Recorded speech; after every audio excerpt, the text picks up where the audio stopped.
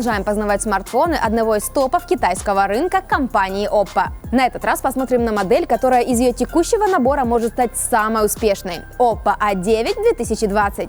Как минимум потому, что у нее хорошее железо, камеры, крутой стереозвук и батарея на 5000 сочетаются с адекватным прайсом. Все, как мы любим. Еще в этот перечень плюсов хотела бы сразу добавить экран, но перестрахуюсь, чтобы не нарваться на бадхерт в комментариях, и объясню, почему вынесла его за скобки. Все дело в том, что на бумаге он очень слабый в плане разрешения, которое на фоне огромной диагонали в 6,5 дюймов могло бы дать рыхлую картинку. Могло, но не дало. Как ни странно, она абсолютно юзабельна и даже больше скажу, вызывает только положительные эмоции. Ребят, серьезно, я вообще не заметила никаких проблем с детализацией. Если рядом специально не ставить какой-то High-Res Quad HD экран, то все ок. Как ни всматривалась в шрифты с целью докопаться, они аккуратные и вполне четкие, что в системе, что в браузере. С видео тоже порядок. Да, в настройках того же YouTube максимум HD, но картинка все равно годная. В итоге все, что хочется сказать об экране, сводится в один перечень. Огромный IPS с хорошей цветопередачей, широкими углами обзора и яркостью 480 нит. Но это еще не все. Он приправлен крутым стереозвуком с поддержкой Dolby Atmos. Верхний разговорный динамик орет почти на уровне нижнего, поэтому в горизонтальной ориентации что слева, что справа звук равносильный.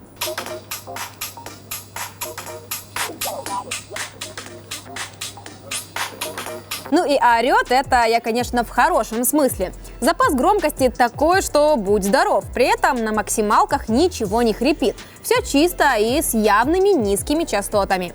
С флагманами брендов напрямую не сравнивала, но по памяти звук близок к тому же Samsung S10. В контексте дизайна шаблон тут привычный. Аккуратная капля, а внизу место для вашей рекламы, которая, слава Oppo, удалось оставить без логотипа. А вот с обратной стороны уже интереснее. Узнаются фирменные черты и, в частности, отголоски старшего Reno 2. Построение элементов по центру, расположение вспышки и строка с маркетинговым бла-бла. Хотя издалека текст выглядит дизайнерским штрихом, что тоже вносит свою лепту в узнаваемость. Ну и цвета сюда же. Оба с переливами на основе зеленого и фиолетового. Симпатичные такие. В случае любви ко всякого рода защитам есть вариант не прятать цвета полностью, а воспользоваться комплектным прозрачным чехлом. Он добротный, в меру жесткий и как раз прячет выступающий модуль камеры. В общем, можно пользоваться. Единственное, что кнопки он тоже скрывает, и первое время они будут тяжеловато нажиматься, но потом разрабатываются.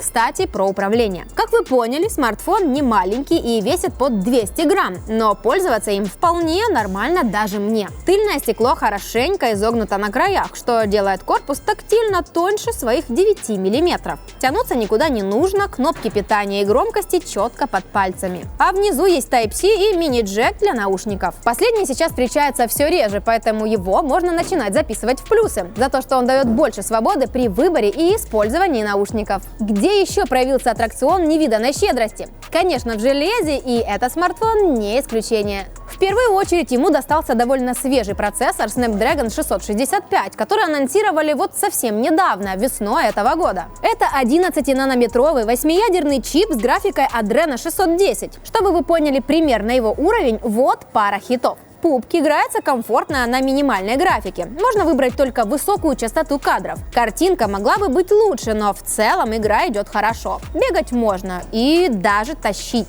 Танки идут гораздо лучше. Тут можно смело переключаться на высокую графику и получать около положенных 60 FPS. Ну и Call of Duty, конечно, куда же без нее. В этом проекте оптимизация на высоте, как и все остальное. Так что подходящие настройки подбираются легко. А на выходе и графика классная, и геймплей плавный. В общем, вы поняли, в играх все зависит от оптимизации. Но подобрать что-то достойное и с хорошей графикой можно. Причем не сдерживая себя в количестве проектов. Памяти 128 гигабайт. Хотя я, если честно, не особо мобильный геймер, так что оценила вторую его важную сторону – производительность системы. Не знаю, то ли здесь заслуга самого процессора, то ли оптимизация оболочки такая хорошая, но скорость работы системы очень приятная. Переходы, анимация, отзывчивость – все на высоте. Кстати, это ColorOS. Да, внешне она на любителя, но не забываем, что это Android. Все можно кастомизировать и привести в приемлемый вид сторонним бесплатным софтом. Что еще мне понравилось и добавила ощущение скорости, так это разблокировка. Знаете, это вроде такая мелочь, но ты пользуешься по 100 раз в день. И когда эти 100 раз происходят вот так, у тебя автоматом складывается положительное первое впечатление о скорости смартфона.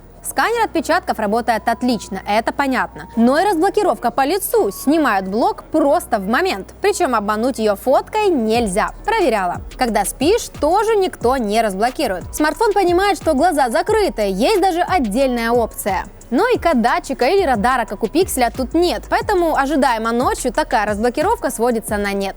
В общем, я использовала обе, лицо плюс отпечаток. Они друг друга не взаимоисключают, что удобно. Теперь о камерах. И сначала хочу поговорить об одной странности A9 2020. Производитель позиционирует этот смартфон как аппарат с квад-камерой, но по факту четвертый модуль просто дублирует функции третьего глаза для боке. Получается, что в портретах используются сразу две одинаковые камеры. Вот эта красивая с зеленым ободком и еще вот эта под вспышкой. Впервые такое вижу. И знаете, что-то мне подсказывает, что можно было обойтись и одним модулем, а второй добавили чисто для громкого словца. Как бы там ни было, есть, ну и пускай, кушать не просит.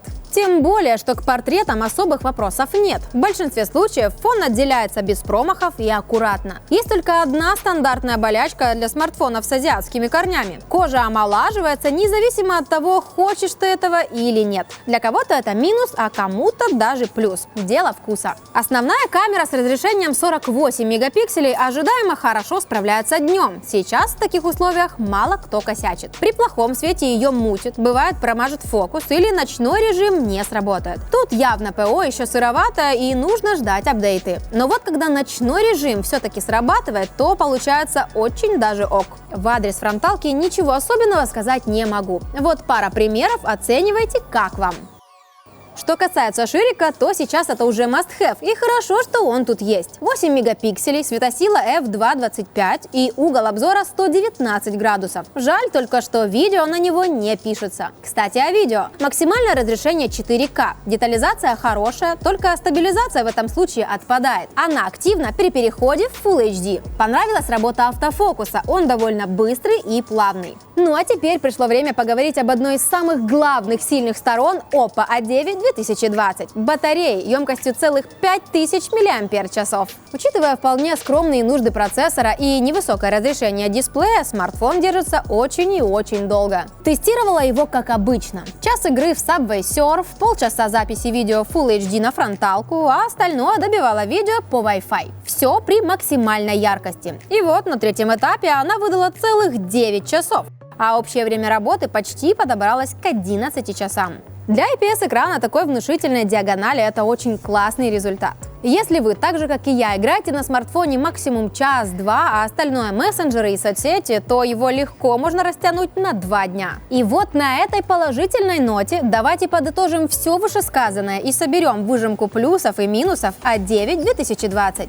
Последний, по сути, и записывать нечего. Единственный момент, который напрашивается в контексте цены и конкурентов, это разрешение экрана. Но, как уже сказала, никакого дискомфорта ни я, ни моя фокус-группа из близких и друзей не испытала. Производительность камеры тоже на хорошем уровне для своего сегмента. ПО чуть хромает, но ничего критичного. Когда ночной режим заработает стабильнее, а он заработает, все будет good. В некоторых случаях тут возможностей даже больше, чем у отдельно взятых конкурентов. Например, видео в 4К не все могут записывать. Если выделить прямо главные плюсы, на мой взгляд, то это точно внушительная диагональ. Громкий чистый стереозвук из 2 динамиков, NFC, 128 гигабайт памяти, плюс обойма с местом для microSD, скорость работы системы и, в частности, разблокировки по лицу, а также классная батарея на 5000 мАч. На фоне официальной цены около $320 набор очень интересный. Пишите, как вам новый Oppo A9 2020 и как вам его автономность с более чем 10